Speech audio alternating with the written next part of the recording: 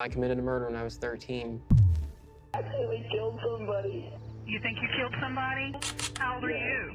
13.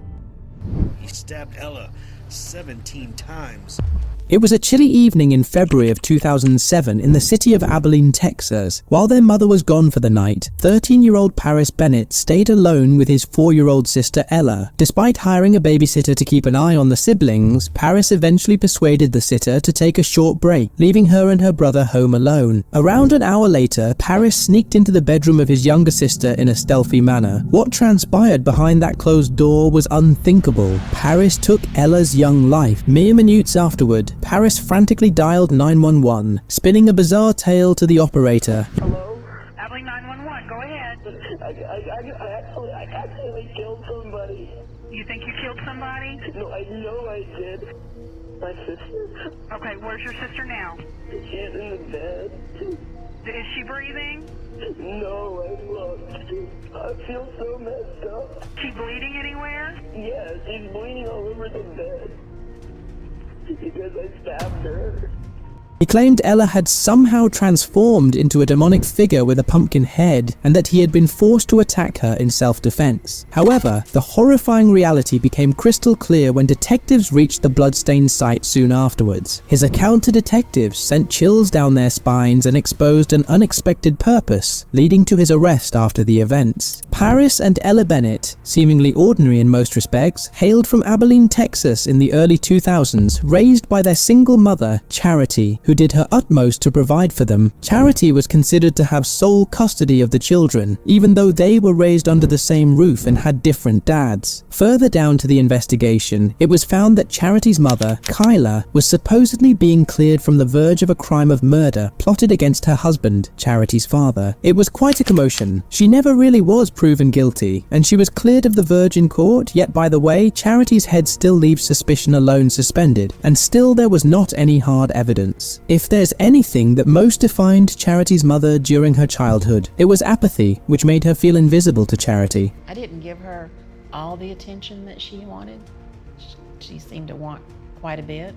No matter how hard Charity tried, she just could never win her mother's love back. Although it is difficult for most people to imagine any one person allowing their addiction to completely rule their lives, there are certainly a lot of sources that support that. But Charity's son, Paris, noticed that even his mum was caught in this loop. As a young boy, Paris was known for his charm and ability to befriend anyone easily. Along the years, Paris changed. An IQ test that came back at 141 indicated his potential future, but his life changed dramatically when his sister arrived. After his sister was born, Paris believed he had been forgotten, and that his mother no longer valued him for the pivotal role he had played in her life. This shift, he said, was due to his mother's neglect of him, since she was so preoccupied with his sister and her struggles with addiction. The dynamics of the Bennett family are difficult for an outsider to completely understand. In light of Charity's public remarks made after the tragedy, it is impossible to validate Paris's perspective, which asserts that his mother completely ignored him after his sister was born. In fact, when it came to the sense of betrayal, Paris just added it all up and took it out on his mother because he felt so absolutely violated. In 2006, just before the jinx that would haunt the town, tensions were high. Information about this particular incident is sketchy, but it is clear that Paris had a temper incident that led him to seek his mother armed with a knife. Apart from this, spending some time in prison could even make him quite a tougher and more dangerous man than he really was.